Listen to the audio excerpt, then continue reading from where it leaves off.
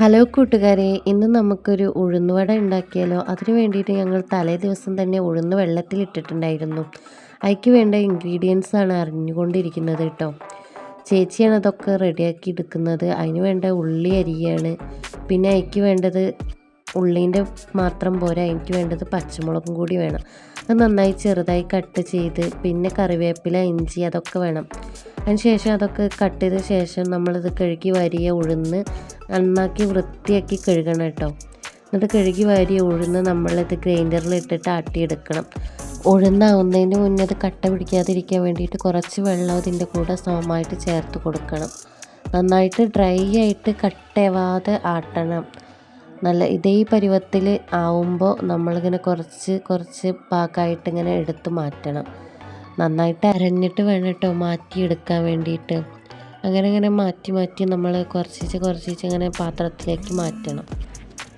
പിന്നെ അങ്ങനെ നമ്മൾ മാറ്റി വെച്ച് നമ്മളെ മാവിലേക്ക് നമ്മൾ കുറച്ച് ഉപ്പിട്ട് കൊടുത്തിട്ട് നമ്മളത് നന്നായിട്ട് ഇളക്കിയിട്ട് ഒരു 10 മിനിറ്റ് നമ്മളത് വെക്കണം കേട്ടോ.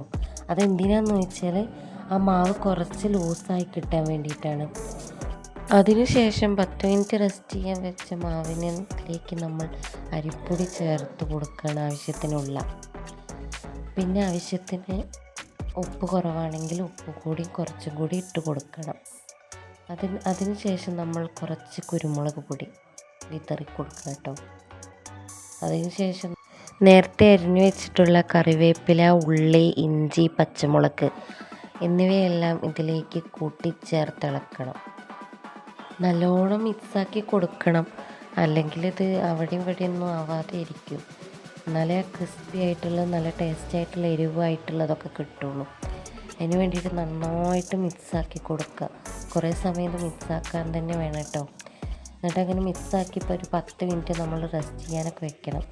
എന്നാലേ ഉള്ളൂ അത് എല്ലാം കൂടി ഒക്കെ ഒരു ടേസ്റ്റ് ആയിട്ട് വരുള്ളൂ. അത് നമ്മൾ 10 മിനിറ്റ് റെസ്റ്റ് ചെയ്യാനൊക്കെ വെച്ചതിന് ശേഷം നമ്മളത് എണ്ണയിലിട്ട് മൂപ്പിച്ചെടുക്കണം. പൊരിച്ചെടുക്കുക എന്നൊക്കെ പറയാം. അത് നമ്മൾ മൂക്കിന് ശേഷം നമ്മളിതുപോലെ മൂപ്പിച്ചെടുക്കുക കേട്ടോ.